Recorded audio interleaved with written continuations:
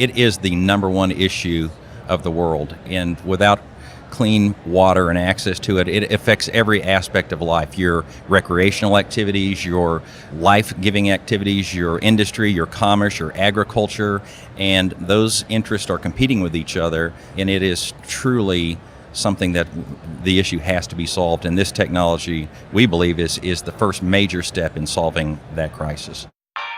The startup investment landscape is changing, and world-class companies are being built outside of Silicon Valley.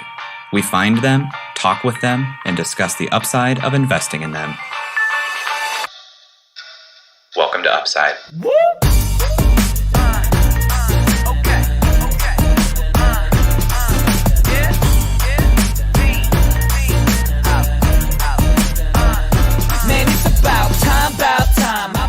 Hello, and welcome to the Upside Podcast, first podcast finding upside outside of Silicon Valley. I'm Eric Hornung, and I'm accompanied by my co-host, Mr. Eureka Park himself, Jay Klaus. Jay, how's it going, man? Eureka! We made it! Science! Is that what it was going for? Is that the whole idea behind Eureka? So. It's discovery. It's like, Eureka! So it's where you go to discover the new next thing. That's right. In the Venetian at Las Vegas is where you go discover the next thing. But yeah, we're here at CES, day 2 of recording here at CES. Day 1 was intense. It was overwhelming. I'll say it.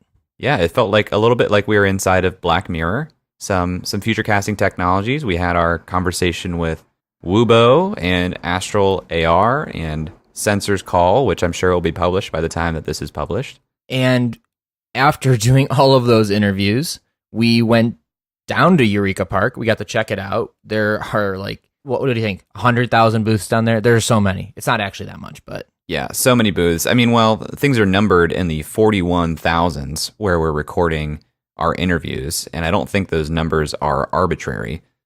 So, ton of exhibitors here in small booths, some large booths. I can't imagine the marketing spend going into this for some of these companies.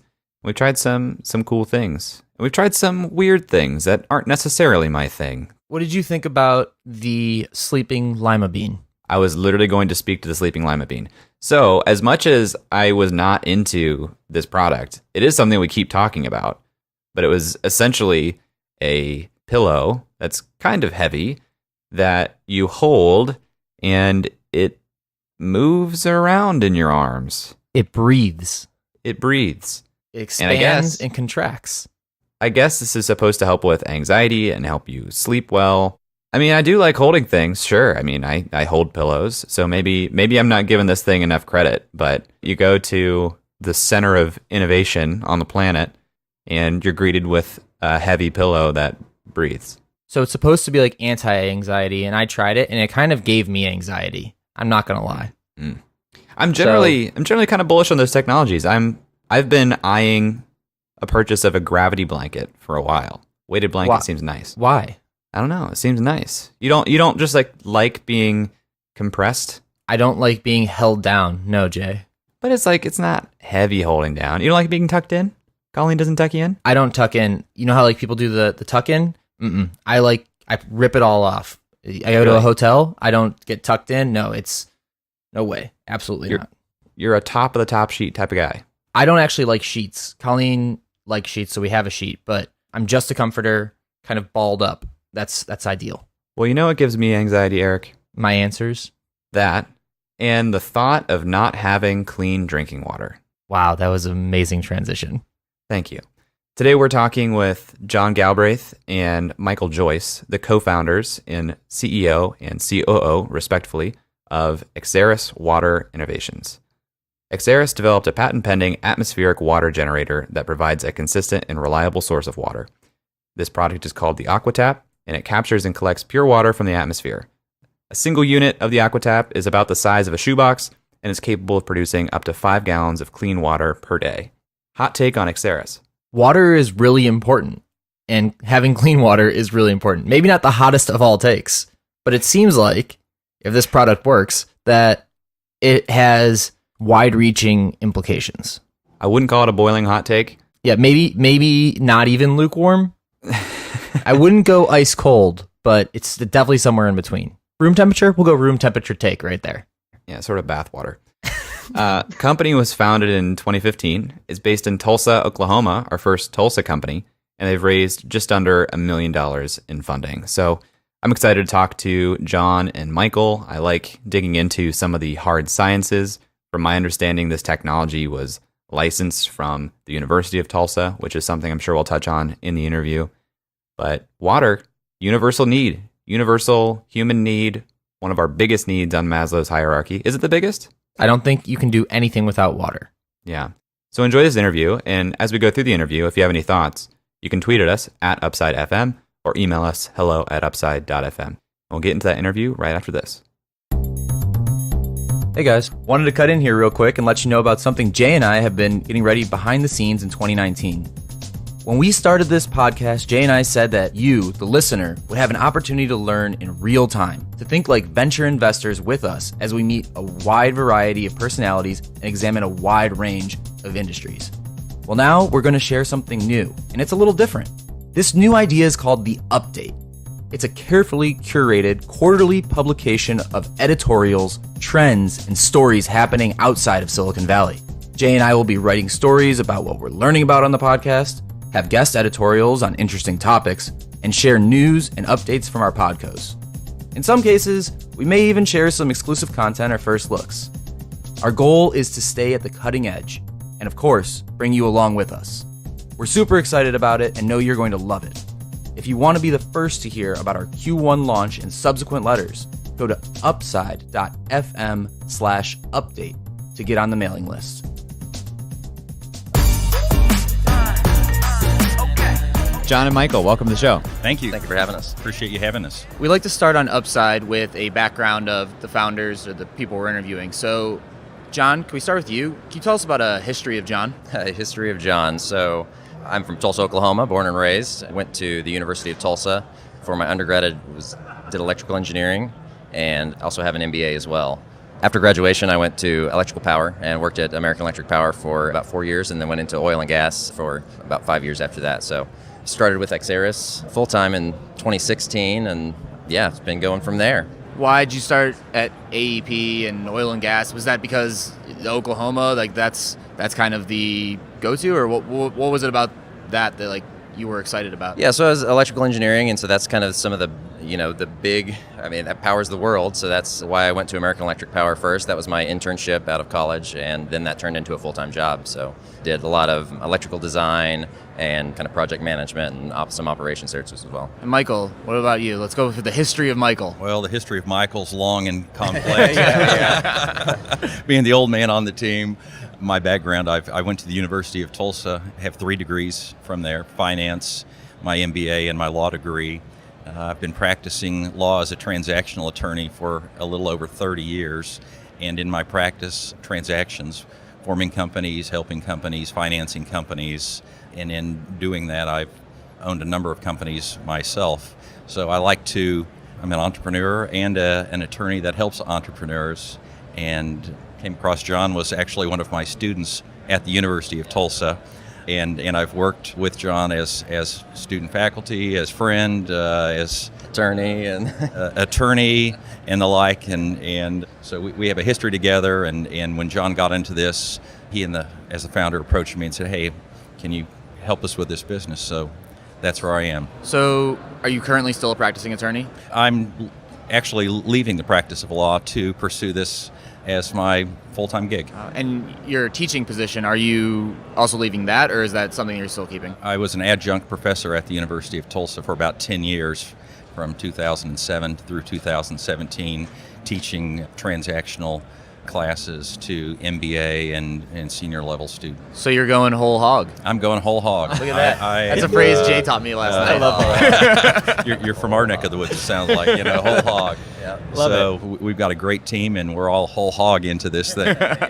And we're having a lot of fun doing it. What's Tulsa like? I've never been there. Like, what is...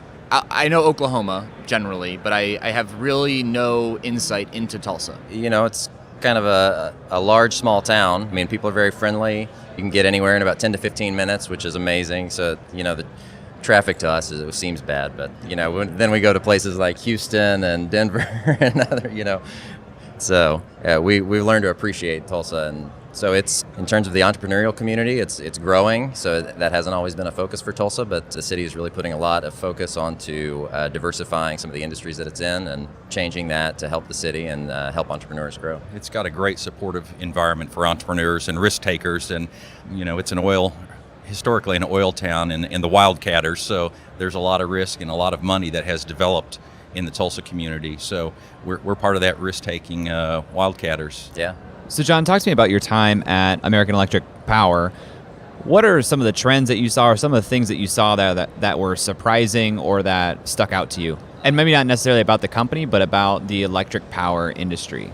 How much the growing demand, just how much that demand is increasing exponentially. I mean, that's, we're getting all of these new devices, smart devices, electric vehicles, and all of that, and that's that's going to have a huge impact on the electrical system, which a lot of people don't really think about. So it's interesting to see kind of internally how they have to adapt to that growing, ever-growing demand as we get all these new devices that are coming into our homes and having that huge impact on the grid. So I'm curious when the idea around water kind of came up, because we've talked a lot about oil and gas. When did this idea about water as a potential tech solution come up? John, maybe you can talk about that. Did it happen when you were at AEP or when you were in your oil and gas job? Or Yeah, so it really kind of happened when I was at my oil and gas job at Williams. I did my MBA through the University of Tulsa as well. And while there, I got introduced to the professor that invented the technology. And so obviously through those conversations with him, just realizing the huge need there is for water. And, there's global crises around water, and a lot of people don't realize, 1 billion people don't have access to water, even today in the world. And so, even in the U.S. now, it's becoming a huge issue. Before, a lot of people took it for granted, the access to water. You just turn on your tap and it's right there. And we in the U.S. take that for granted a lot. But it's starting to become a very important issue to people. I mean, you think in Puerto Rico, after the hurricane, some places still don't have access to clean water and drinkable water there. Houston was without drinking water for about a week, I believe, after that storm. Droughts in California, places like that. So through those conversations with Todd, just feeling the impact that a device like this could have on the world. I mean, that's... So you found an invention through a professor at the University of Tulsa. What's the process like to get that invention into a company? Maybe this is a question for the lawyer in the room. That's a great question, and technology transfer is one of the most difficult tasks with universities and inventors. So how do you get it from concept and idea to protected technology and then commercialized? I've been involved in a lot of transactions where we commercialize technologies, and it's a licensing process, and I've done hundreds and hundreds of licensing transactions. So what we've done is the university has developed this. It is patent protected technology, and we have also enhanced that with certain trade secrets as well. And through the university's licensing process, we have a very comprehensive exclusive license agreement with the university. They're also our collaborator. They're a member of our company as well. So we have this process of conception and development of the technology, and that took about 3 years to actually develop it and fine-tune it and get it through that patent process. And then we were very careful on how that whole process occurred so that there are no outside rights into the technology. There are no grant backs to governments. There were no grant monies used in this technology. And now we're out there, it's licensed, and we're deploying the use of that technology. So we're transferring it from the university side into a commercialized. Is the University of Tulsa a major research institution? We're in the Midwest, and we know that there's a ton of research dollars that go into the universities in that area. The university, they're not Stanford or MIT, but they have a history of some very significant research projects. So yes, they've got a great engineering college, and they've largely in the oil and gas development, because that's Tulsa's economy historically, but far outside of oil and gas, they do a lot of research projects. And this is a water project, and it came through the university, and based on everything that we've seen and everyone we've talked to, it is the technology that's going to be the first major step in solving the world's water crisis. So we're proud of that, and we're proud to be affiliated with the university. I want to talk a little bit more about Exaeris' relationship with the university. Specifically, I have a question about licensing and then a second question. So first, the question about licensing. How exactly does that look? Is it a license where it's a percentage of revenues? I'm not super familiar with university licensing agreements. They're not much unlike in any other licensing agreement. So I've done a lot of transactions in Las Vegas where we've done dozens and dozens of big commercial licensing transactions with the casinos. So it's not much different than those. So you look for, if you're the licensee, you don't want to spend a lot of time and money and effort developing a business around a technology that's not exclusively licensed to you. So it's an exclusive license is what you look for, and typically you're going to have some transition period where you're going to have a minimum royalty. We call it a MAG, minimum annual guarantee. So whether we're selling product or not, there's going to be a MAG in place, and that MAG is charged against then a percentage royalty, which typically those will increase over time.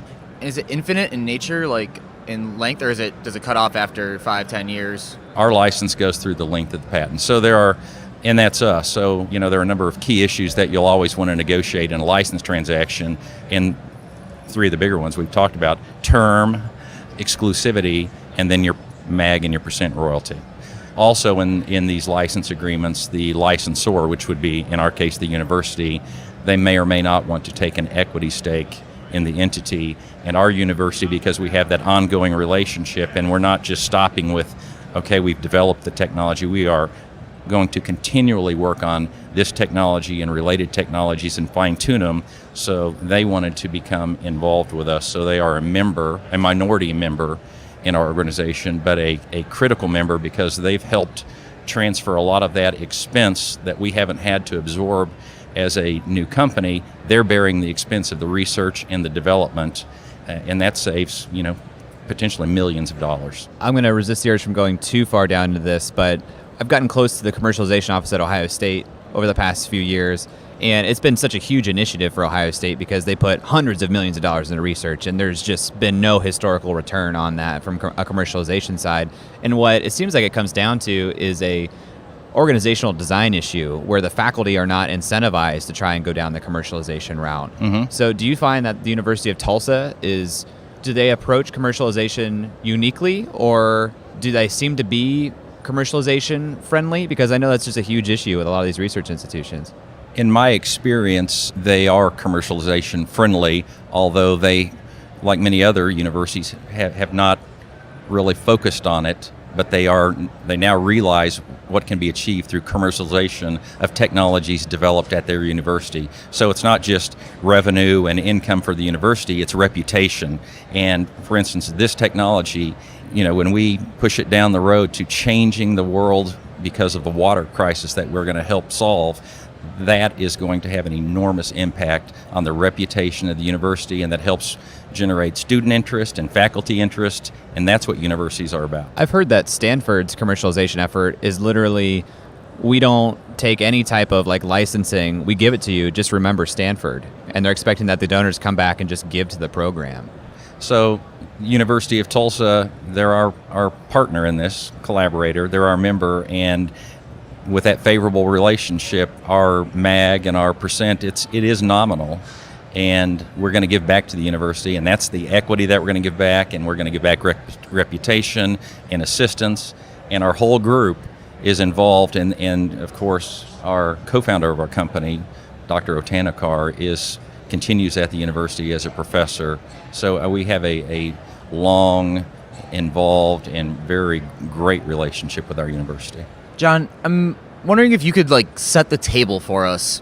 We've heard the term water crisis tossed around. You talked about Puerto Rico. You talked about Houston. Why is this pressing? How big is this problem really? I'm from Cleveland. I live on I used to live on Lake Erie. To us, fresh water has never been an issue. And so to me, it's a little bit more of a foreign concept. But how big of an issue is this, and how immediate is this issue? And can you just give us a little bit of sense of that? Yeah, I mean, it's a huge issue. Like I said earlier, Americans typically take it for granted our access to clean water, drinking water. You know, we turn on the tap every morning, brush our teeth, take a shower. A lot of us, there's huge waste in just showers, baths, that kind of thing. But just the global, if you take the global view, I mean, something like 74% of the earth is water, but only 2% is available for drinking water as fresh water. And even that's decreasing every year. So it's becoming a huge problem because obviously the population of the world is growing exponentially. And so it's going to become a very huge problem if something doesn't stop that crisis.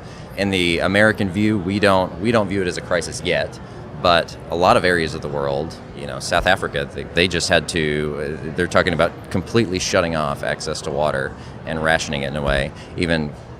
But bringing it back here, California did that same thing just a couple of years ago, rationing the water for the consumers, not so much for agriculture. But I think we are on the edge of water becoming a huge issue in America today. And I would add to that, from a worldview perspective, it is the number one issue of the world. And without clean water and access to it, it affects every aspect of life. Your recreational activities, your life-giving activities, your industry, your commerce, your agriculture, and those interests are competing with each other. And it is truly something that the issue has to be solved. And this technology, we believe, is the first major step in solving that crisis. I mean, Maslow's needs, that's your base. Water is your base.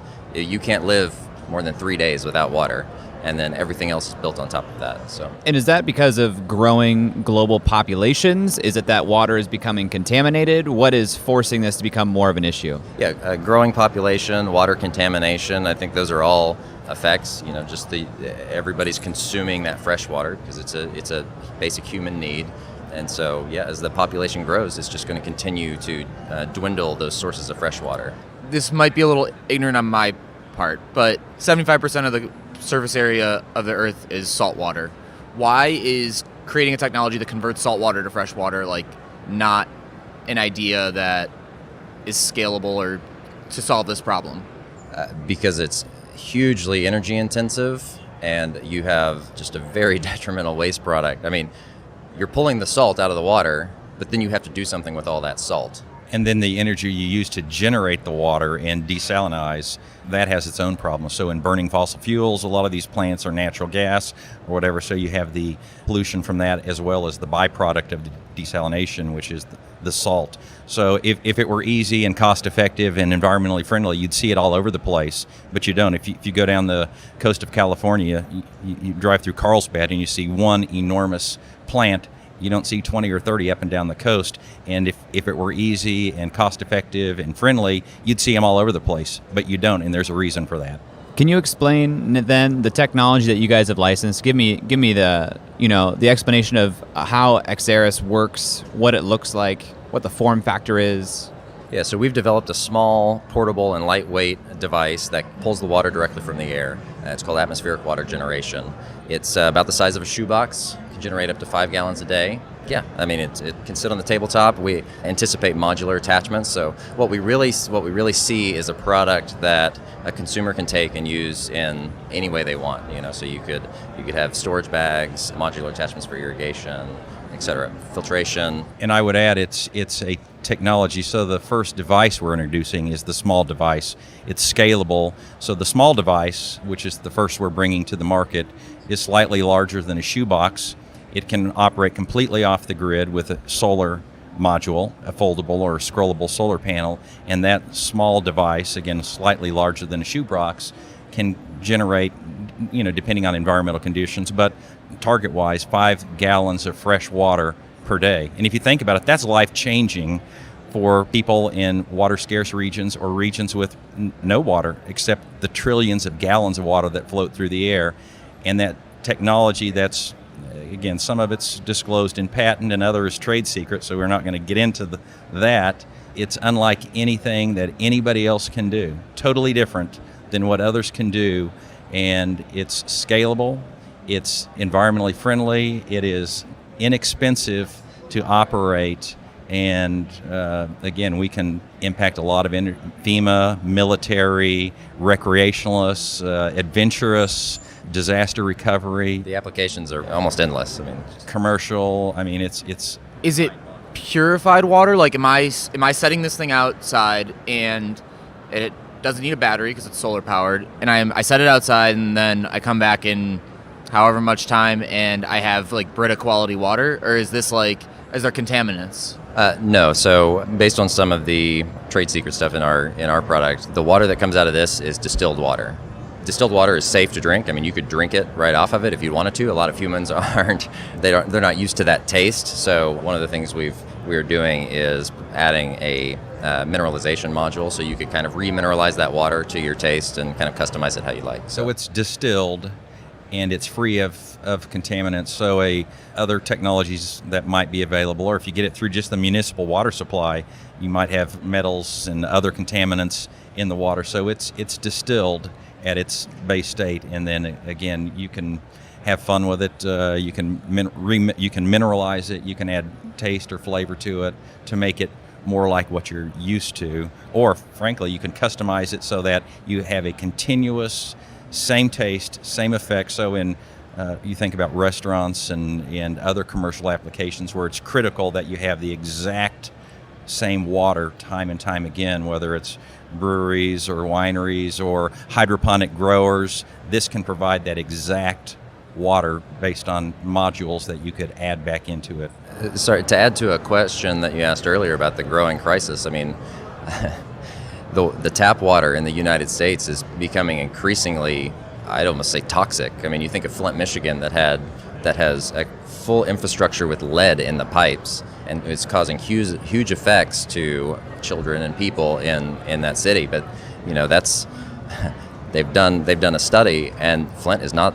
That's not a unique situation. There are over 2,000 municipalities in the United States alone that have similar situations. So that's potentially going to be a huge crisis. I'd like to add too, if you walk around CES, big topic here is smart cities, and cities are looking for a reliable, credible, safe, protectable water supply. So in the United States, we have aging infrastructure all over the place, and our budgetary constraints there's not enough money to replace those.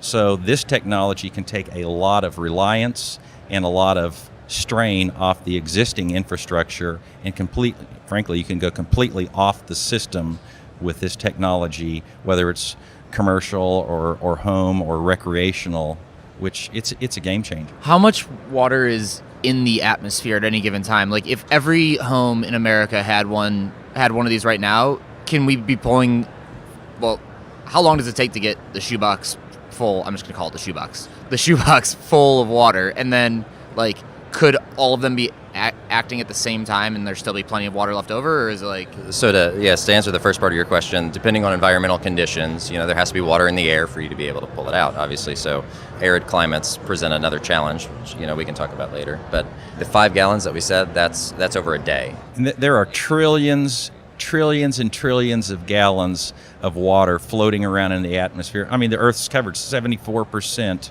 by ocean, so there's the continual process of evaporation.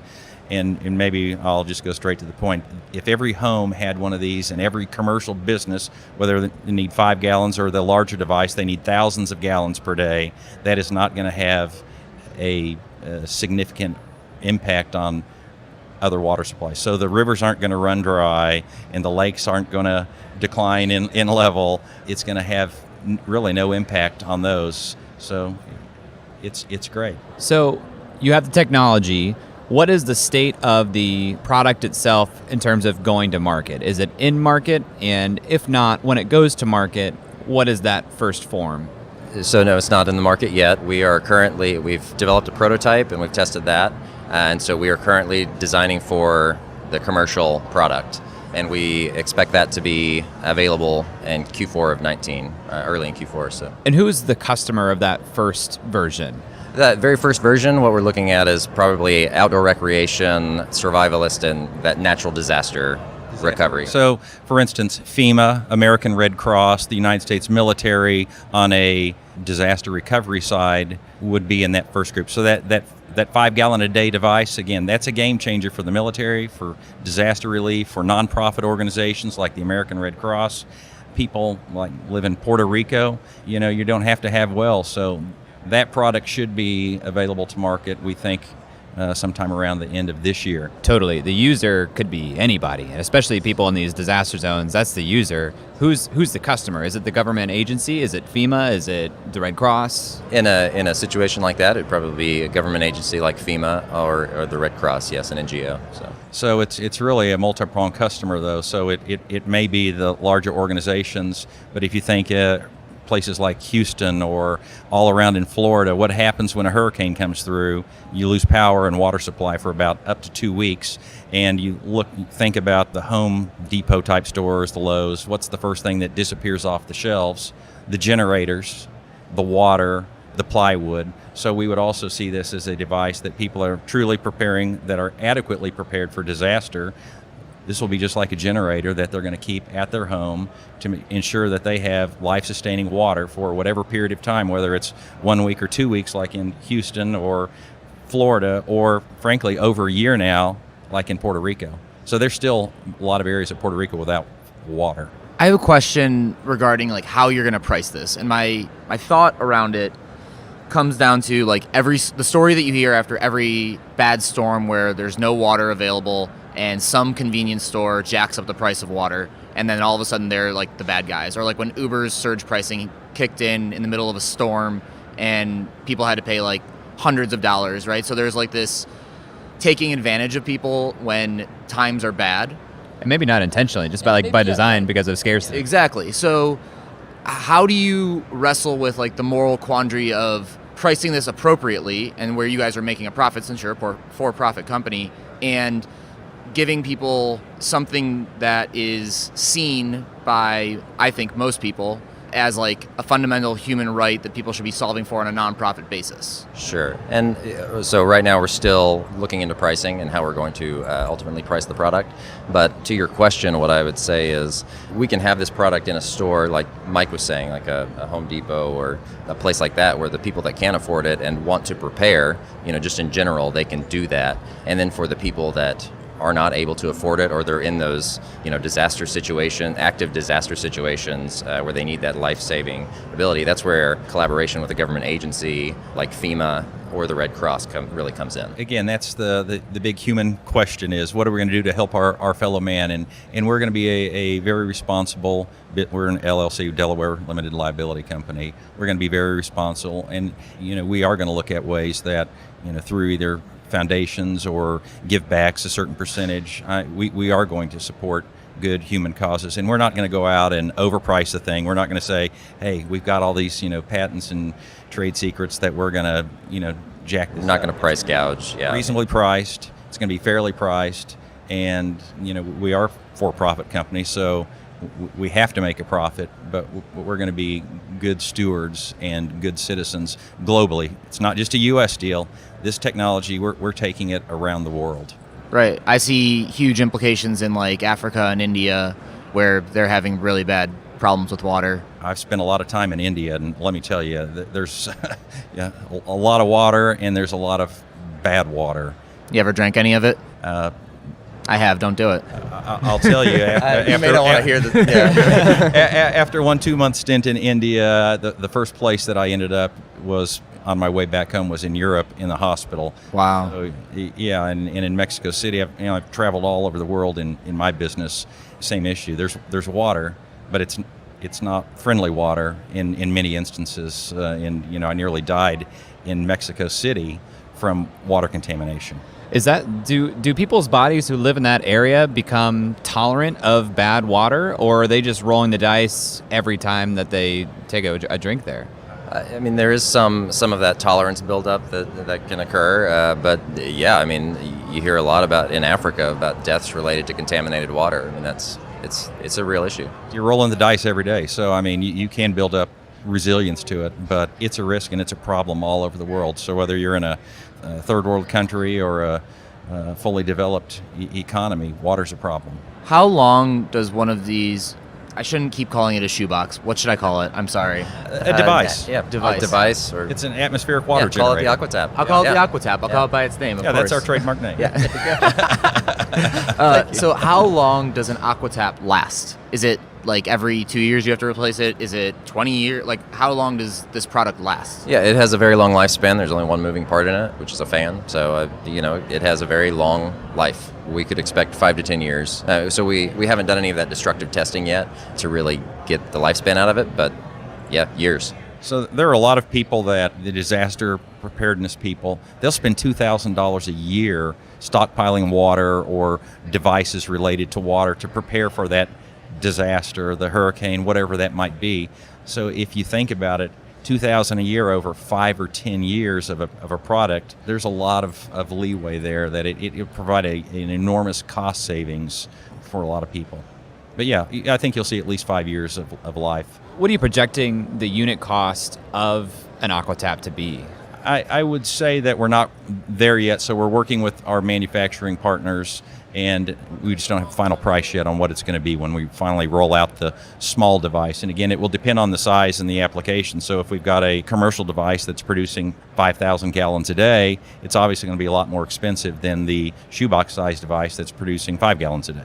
So, but ballpark for like the AquaTap, is it going to cost like $0 to $100 to make? Is it going to cost $100 to $500? Like, again, we don't have a final price yet, but I would expect that it's all on volume and in that light. But the retail cost might be around that $1,500 for a full accessorized device. tell me a little bit more about these accessories. So you guys mentioned the modules up front. You just mentioned the batteries. Like what other kind of modules are there? Is there a list? Is there like 2 to 3? Is there like 20? Can I really customize this thing? Can I go camo? Like where am I going with this? No, so we haven't done any color customization. Although there maybe- are recreational, Yeah. it's not just That's what he said. so But there yeah, are maybe the recreational, camo. so it might be a camo Yeah. device, very rugged and Yeah, that's an interesting thought. Maybe V2 we can roll you out go. some different customized colors for people. So just swap it out like a phone case. You might think you walk around here, and so there's the hydroponic gardening here at the show. So there will be a home and garden irrigation device that if you have a pump and a drip lines, you could take care of your home garden, your patio garden, your pots. So that's an accessory. So an agriculture home garden accessory. The mineralization module that we talked about. There'll be storage modules. So if you lay flat bags, whether you're prepping, the hurricane's coming in, let's produce 50 gallons and store it in the basement, or if you're out, if you're the fisher or the hunter, I mean, from a recreational standpoint, it's a game changer. So we're a recreational society, and people like to get out off the grid, and for now, you can only go as far as your water supply lasts. So whether it's bottles or the tap that you got to go hook into, or the RV park where you got to fill up your storage tanks, now you can go wherever you want to go. And that's because of modules like the storage bags. Some people will say, well, is it safe? Well, yeah, it's safe, but some people will want additional filtration. So we'll have a small filtration module if you want to do that. It won't be necessary. Not necessary, but some people want that extra peace of mind. And you guys are going to craft and create all of these accessories and modules, or is it going to be like is there going to be like a third-party ecosystem where people like partners create them? Initially, we plan for proprietary design of the modules, but future there could be. It's unique. So we're collaborating with some partners in this as well. And when I say partners, that's a very loose term. We always say partner's the dirty word from a legal standpoint. But you talk about commercializing technologies. One of the big problems is if you try it yourself, you're going to go really slow, and the world's going to change before you know it. And you're sitting there going, hey, what happened to us? So we are currently collaborating with a number of people so that we can take this around the world in a very rapid process. And those collaborators, some of them have the capability to manufacture as many as we need, as well as these modules, with their armies of engineers and their facilities, good responsible partners. We can, as a company and with our collaborators, bring all this to the market. Are you guys going to be approaching, I mean, we talked about a couple segments of customers. You have the agencies, you have the people who are going out and just going off the grid themselves. What is at the Q4 launch, which one are you going to focus on more, and what is your strategy for that? So initially at launch, like you said, we're focusing primarily on outdoor recreation and the natural disaster preparation. So the recreationalists and those that are preparing for disaster. Individuals preparing for a disaster? Yes. Okay, so with individuals, you have a shorter sales cycle, right? I would expect. And then you get bolstered by the agencies. Is that the game plan? You get enough of those kind of individual direct-to-consumer sales? Is it going direct-to-consumer, or is it going through Amazon? What's the mechanism? It's going to go through retail channels. So we're not going to. A lot of companies, they're like, hey, we're going to be everything to everybody. We're not going to be everything to everybody, and we're going to have a very channeled market of distributing through. Like the Dick's Sporting Goods, Cabela's, things like that. Yeah. Mm-hmm. REIs, we don't have those agreements in place, but that type of retailer, Lowe's, Home Depot's, REIs. Yeah, outdoor. Yeah. Outdoor. How hard is it to get into those stores? Well, in one of my lives, I've taken hundreds of SKUs into retailers. My largest customer in a past life was Walmart, and sometimes the process takes a long time to get through those buyers and the channels, and other times it happens overnight when they find you. And we think this is a technology that they're going to find us, and we have to be prepared for that. And you can't say, hey, I'm going to be controlled by the monster. The dog's not going to wag the. It sounds like it's ripe for PR as a marketing strategy. It's going to be a novel, unique thing. It's not a novelty item, but it will be very unique and disruptive. Yeah. And we've already started some of that. I may not see it because this is a podcast, but some of our. We've just launched our website recently, which has a brief explainer video on there. We have some of the artwork, which displays kind of our primary focus for our initial markets. Yeah. Before we got on the mics, you guys mentioned, when we interview companies on the show, we look at Crunchbase data a lot, and a lot of times that data is far behind. So you guys mentioned that at this point, you guys have raised in the ballpark of $1 million. What are your biggest cost drivers right now? Is it just headcount for you guys? Is it the development? Is it the legal work? Well, the biggest cost and the problem with small company is how do you get this thing to the market? So it's not let's just go fold up a piece of paper or something device. You have to engineer this and you have to manufacture that. So there's tooling and injection molding, for the casing. So the most expensive piece of this is going to be the engineering and the manufacturing. So that's why we're not going to go build $100 million or $500 million manufacturing plant. We're collaborating with, quote, partners out there in the business that have that in place. But still, our biggest expense as a company is going to be bringing it to manufacture through the specialized tooling, and you have to build an inventory. Yeah, holding inventory. What was the feedback from when you guys were raising investment? Did the arrangement with university have a positive or negative effect on those conversations? It actually had a very positive effect because, some of that, there's a lot of validation there from the university has sponsored the technology and has kind of developed that technology. And plus you have a lot of that development cost that is offset from the university itself rather than us having to pay that out of pocket. So that's been we've gotten positive feedback in terms of that. Obviously, we have a global exclusive license to the technology, so that's a comfort to an investor. And obviously, now that we're patent issued, that's obviously a comfort as well. So this Q4 launch that is going to be in retailers, you're going to have to hit minimum orders for a lot of these retailers. And for the Walmarts of the world, that could be 25,000 units. So it's not going to be in Walmart in Q4. As you deal with these large retailers, often you're 6 months out or 9 months or sometimes a year. You're working on a planogram or whatever with their buyers. So we're going to have a controlled launch expected in Q4. It makes a lot of sense. And my question was around financing, going off of Jay's question. If you have your Q4 kind of strategy set up with whatever potential partner this is, and following that launch, if you get another one, likely cash is going to be tight. Yeah, tight's a good word. Yeah, sure. Is that a scenario where you go more equity, or do you go to some sort of credit fund? Because it's something we haven't really talked about here on Upside is credit funds, but it seems like a scenario where that would be in play. Financing is tricky for most startups fail because of lack of financing or insufficient financing. So beautifully, with our relationship with the university, literally I would say millions of dollars of value has been put into this that small companies would otherwise have to pay. So that relationship's great for us. Our company has no debt.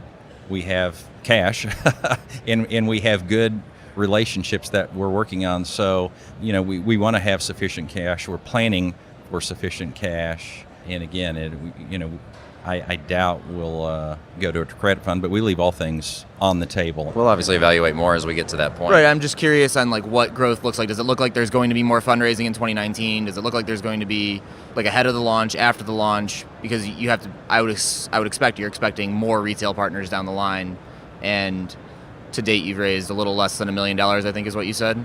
So current burn, if any, I'm not sure if you guys are taking salaries right now, but current burn plus the hardware costs and the payback. I'm just curious what that future of financing looks like. And as again, a company struggle, so we looked at this going into this of, hey, do we want to go out and try to raise a lot of money, or do we want to take a really controlled approach to this? And we talked to a lot of big houses, and it's like, hey, do you want to go out and raise 20 million, 30 million, or do we want to start slow? And I think the sage advice that was given to us is go in small and start slow, because you may not need to do it beyond your initial thing. Right. I expect that we will go beyond our initial offering. And again, there are regulations, so we comply with the federal and state securities laws, and there are a lot of rules and regulations on what you can and can't do and when you can and can't do it. So we're compliant.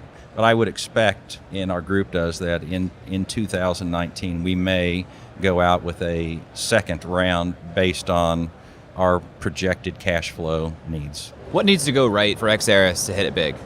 Getting that customer buy-in and getting it to really penetrate in those markets that we discussed earlier. I think the need is definitely there. You see it all over the world. So getting the message out there and making sure that it's a very targeted message and making sure that people know about it, and then and proper deployment too. We're not rushing to the market. We've been working on this for years, and it's quality. So our device, if it's going to solve a problem, it has to work right. And it has to be quality. So we're not going to sell a piece of junk that's not going to function. And if we don't deliver it right, the deliverable, then it'll be a problem for any company. So we're going to deliver it right. And when we deliver that product and we have quality manufacturing that's capable of meeting our expected needs, that's what needs to happen. And we're working very hard to make sure that happens. Is that the biggest risk then? Because that's the second part of that question I was going to ask. It's like, okay, so what that needs to go, that's what needs to go right. What's the biggest risk to you guys at this point?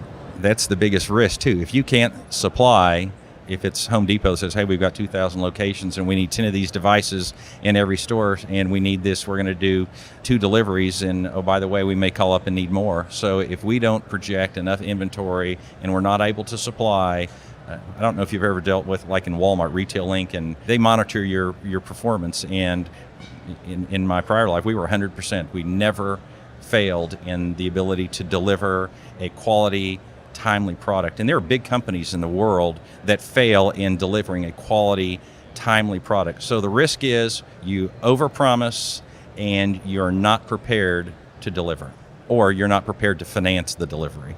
We started off the interview and Eric talked a little bit about Tulsa. Besides the obvious university connection, which birthed this technology, now that you're continuing to develop it and getting ready to go to market with this technology, does being in Tulsa or in Oklahoma generally, are there any benefits that are specific to that geography that are helping you guys at this point? In terms of our product, it's a good environment for testing. In that sense, there's a lot of money in Tulsa that I don't think a lot of people realize. So some of their views tend a little more towards oil and gas. So sometimes it's tricky to get them to look at some of these alternate technologies, right? But there's a huge resource of money, or a huge source of money and funding in Tulsa that's been invaluable to us. Did you guys raise your first round completely in Tulsa? Yes. That's pretty cool. That's awesome. Through just a very we're seasoned professionals, all of us. And we have a network that we've used before, and all of our money came from a very limited group of seasoned investors that are local to Tulsa. We started this off with talking about water and the water crisis and how it affects everyone. It's that base level of Maslow's hierarchy of needs, which means this product, the total addressable market is literally the world. How much of that is realistic and attainable? I mean, you obviously can't swallow it all at once. I mean, you have to kind of break it down into chunks and find the right partners to go after those different avenues, because we've identified multiple verticals, multiple markets that this could go into, but it's finding those right partners and collaborators to really address all of those. So it's not everything all at once, obviously, so it'll take some time to kind of penetrate into those various markets, but I think we're off to a great start in finding the partners that can help us get into that and start getting some traction in those markets. We're not naive. We're not going to be everything to everybody immediately. So like any other business, smart businesses look to grow through innovation, and they do that through collaboration. So if we're going to slay Europe or Africa or whatever with this product, we're smart. We're going to go find the partners, the collaborators in Europe, the collaborators that have the infrastructure, the capability, the marketing, the financing in place that we can do it together. So geographically, whatever those channel partners that, hey, some are great in the outdoor area. So we'll team up with them.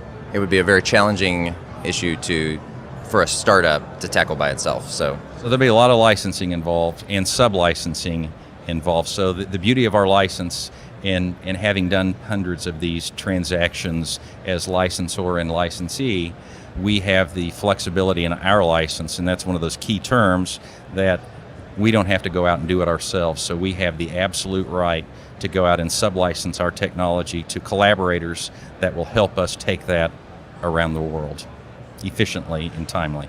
I hope that's a long answer to that question. Yeah, it's awesome. Well, all I heard was partner. Oh, be careful. But not in that legal standpoint of we're partners. Here's the lawyer comes out every.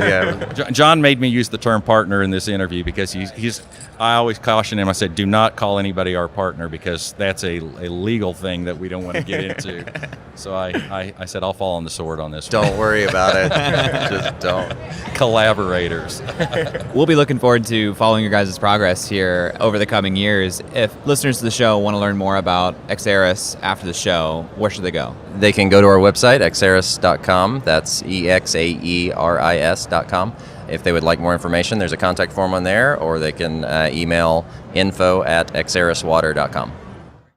And now for some validation. Did you have teachers growing up? Yes, I went to school. Okay, that's good. Did your teachers ever have parent-teacher conferences? First of all, my parents were teachers. Every day was a parent-teacher conference. Wow, that is intense. Well, when my parents went into pretty much every one of my parent-teacher conferences, they always said one thing. What do you think that was? Eric needs to slow down on the glue. They never once suspected me as a glue huffer. I was way more into Sharpies. Instead, what they said, they'd always say to my parents, they'd always say, that Eric, he is unlike the rest. And I don't think they meant it in the way that R&E's D meant it. Because R&E's D said that Upside is unlike the rest.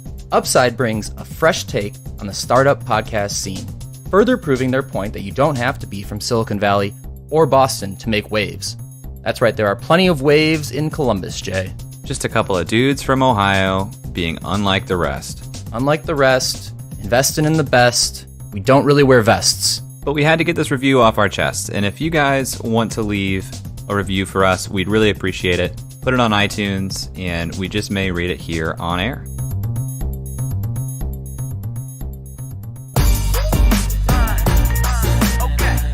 All right, Eric, we just spoke with John and Michael of Exaeris. Where do you want to start first? You want to talk about the founders? You want to talk about the opportunity? Let's talk about the size of the market, which is something that I left the interview a bit gray about. I couldn't figure out where was it, how was it, does it evolve over time? Help me understand that. Their intro market, they say, is recreational and disaster relief. But what does that mean in terms of size?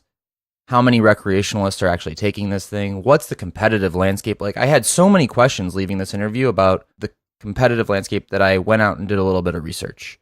I figured, based on our conversation, that this technology was not too common. we didn't really hear much about atmospheric water generators being a thing.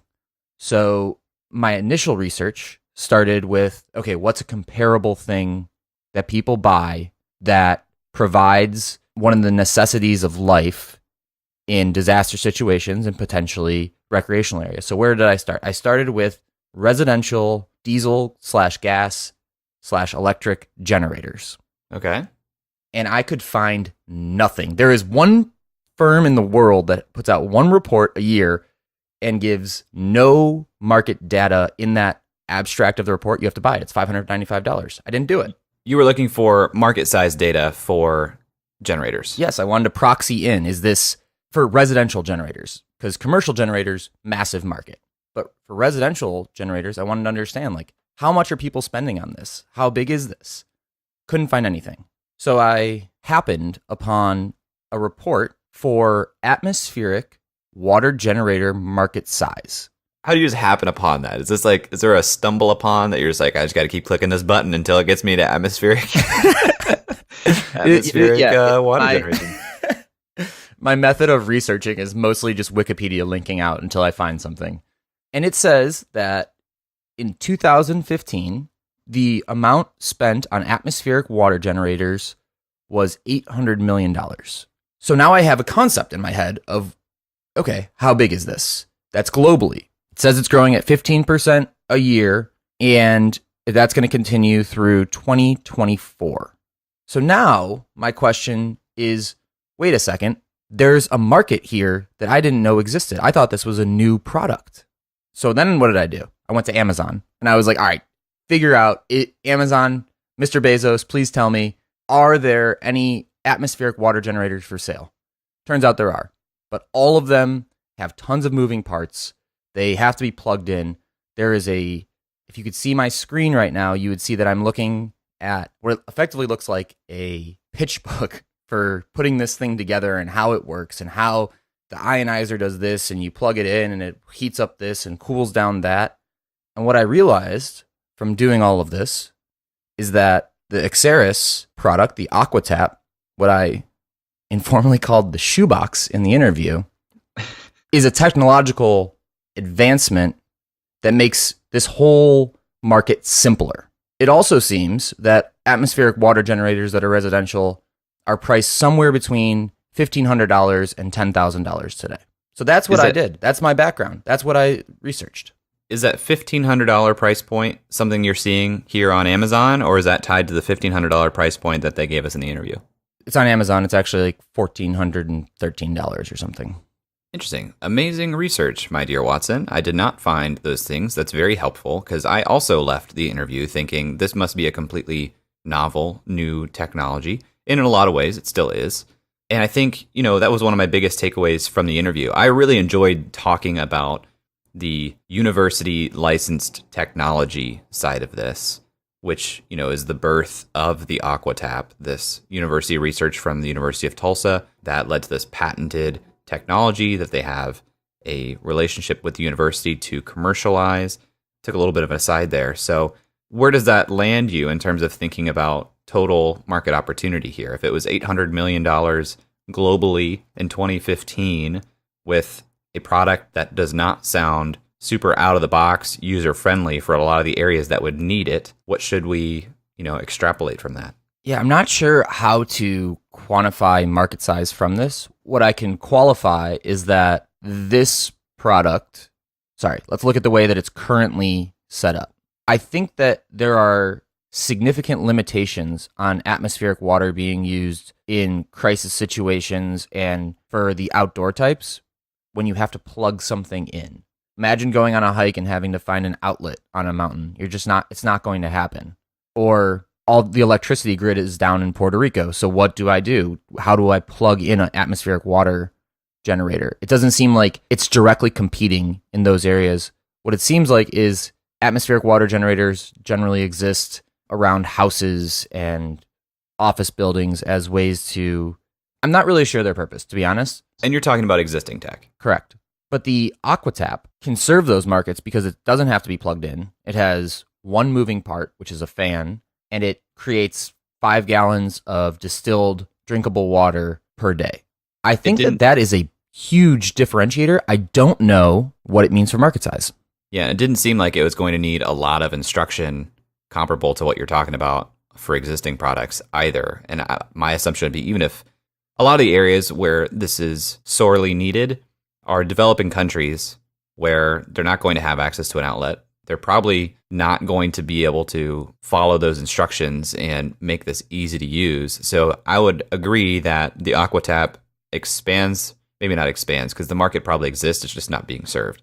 But it serves a market that's not being served by existing tech. So that's a difficult market size to understand, right? Because even if we start looking at global populations and countries that need this, it's hard for me to wrap my head around the price point and the model for this. You know, they talked about government agencies and FEMA being customers as opposed to direct to consumer necessarily. Those customers are going to be able to pay a much different price than somebody in Africa is going to be able to pay, or somebody in India is going to pay. Or someone at Home Depot is going to be able to pay. Yeah. So this is my biggest question mark from this interview, is understanding still, okay, I understand that this has implications for people all across the world. Who pays for it? What's the model for Exaeris? Because how much does it cost to manufacture? I can't think it's not your test card level cheap of manufacturing. So that's my biggest question leaving this interview. Your biggest question is unit economics. Unit economics, and ultimately what level of scale that works for Exaeris. I still didn't, unit economics, and then what does that opportunity then mean for them? What size of the market do they have to capture for this to be a investable opportunity? That being said, it does seem to me that I don't see a world where it's not profitable. I don't see a world where they can't find some segment of the market that they sell this thing to for more than they produce and make good money on that. I just don't know what that level is, and I don't know what the profile of that investor is. How much of it is a pure financial return play and how much of that is a social impact play, because there are investors that care about both. This doesn't seem, it seems to me like it's pretty straightforward in terms of what the model will be. I just don't know the unit economics. So before we dive into the technology licensing and the founders, which I know that we both want to talk about, I want to talk about their go-to-market strategy, which is effectively Dick's Sporting Goods, Cabela's, Lowe's, Home Depot, REI, anywhere where their target recreational user might shop. It is a model that we haven't really discussed except for tangentially via Wicked Sheets on Upside. This idea of going into a store, a large chain of stores, and saying, we will give you this many, we will sell this many, here's the price point, we think that you should retail it at $1,500. Like, that is different than most of the companies that have been on Upside thus far. I agree, and I think this is one of the more compelling sides of this opportunity because it ties into my feeling about the founders as well, which is I love that Michael has a background in law and that he also has a background in forming these relationships with these retailers and big box stores. So not only does he have the relationships, but he's seen what those terms look like. So I think that the reason we don't hear a lot about this strategy on Upside is because those are heavily sought after, guarded, difficult relationships and gates to cross. And Michael having insight into the process as well as what sounded like some strong relationships in the industry already is a compelling reason to believe that they can use that distribution channel. Yeah, I would agree with that. I like that take. All right, let's pivot. Let's go technology, and then we'll finish off with the founders. As we kind of already touched on, it seemed to me that this is one of those 10x improvement type technological advances for this type of product. I thought they were going 0 to 1. It sounds like it's already existed in some form, so it may not be 0 to 1, but still a 10x improvement over what's out there. Tech commercialization at a university level is super difficult, and there aren't a lot of models in the United States where it's been done well, really at all. You know, being here in Columbus, Ohio State is a huge research institution that spends hundreds of millions of dollars on research per year and commercializes almost none of it. It's super difficult. They've struggled for years. They brought in a guy who ran the research commercialization office at the university of Utah. He came in because he had a lot of success at Utah, actually when Urban Meyer was there, and just did not turn things around. And as I started pulling back the layers, it really came to be a organizational design issue with how universities incentivize researchers to research and what they incentivize them to do with that research. So I was really interested to hear about this relationship with Tulsa because it seemed fairly founder friendly. The other struggle with universities is sometimes they are way too onerous, in my opinion, on the strings attached with trying to commercialize university research. And it makes it very difficult for an entrepreneur to want to take that on and do that because the relationship is either strained or too onerous. Like I said, I know that the University of Stanford, or at least I guess I don't know. I've been told the University of Stanford's commercialization policy is they just give the rights to technology to founders they believe in and say, remember Stanford, and hope that it comes back that way. So from Michael's standpoint, from what John told us as well, it seemed like they have a very good relationship with the university. They have a technology that has strong potential to be patented and protected, and it seems like a 10x improvement over what already exists. And what do you think about John as a founder? We've talked about Michael a bit, but what about John? John's got the background in energy, which I think is helpful for this opportunity. I didn't necessarily get the tie-in from John that we get from some founders, where it's just so clear to see how he came to this opportunity and why he's running this company. I don't think that's necessarily a bad thing, but I think that is something you look for in founders or appreciate when you find. It's like, okay, it's so clear that this guy's 20-year career has led up to this specific opportunity, and that's why he's doing it. I see a little bit of the tie-in with AEP and the electrical industry. He has a background in electrical engineering. I honestly kind of walked away from the interview without a super strong sense of John. We talked to Michael a lot, and John had a lot of, answers about the model, but I didn't get the strong conviction from John that I got from some other founders. That's fair. I would agree with that, and I think part of that can be attributed to this is our first interview that we have done live with two guests, and I think that is hard. Because once you kind of start clicking with one of the guests, this might be an interview thing. This could be on us, right? I think it is. It probably is. Like if it was just us with John, I think we would probably have a very different take here. But we had one question that came up that kind of clicked with Michael, and the interview kind of drifted towards us having a conversation on Michael's expertise and interests and kind of following that rabbit hole. So that's probably on us to be better interviewers so that we can have a better take on founders going forward. But it was our first time live with two guests, but I definitely left with the same kind of feeling. Yeah, for the listeners, to pull the curtain back a little bit, this is why Eric and I try to interview one founder on the show most of the time. As much time as we spend on the guest's background in the beginning of the interview, it's extremely difficult to do that with two guests and still get through the level of detail we want with the opportunity in the company in an hour. So I didn't have any red flags. I just didn't get all of the answers and points of data on John's background that we would typically get from a founder. All right, Eric, so looking forward 6 to 18 months, what would you be looking for from Exaeris? Let me see those agreements. Let me see Home Depot. Let me see Walmart. Let me see some trial agreement, something signed, documented, dated, that has terms of sale, that has minimum order quantities. Like, let me see an agreement that says we're getting into these stores. That is what I want to see in 6 to 18 months. Bring them out. Yeah, they said they planned for a Q4 2019 launch, so I'm looking at how that launch went, and I'm also looking at what that means for their unit economics and their continued go-to-market strategy. I'm with you on the agreements. Let's see them. Let's see if they're in those distribution channels, because that could have a huge impact on their ultimate sales. And I love sales. You do love sales. Jay loves revenue. Jay Revenue Klaus. Jay Top Line Klaus. Man, I'm giving away nicknames that I can use on future episodes. Jay, if people want to learn more about Upside or they want to interact with this episode, where would you send them?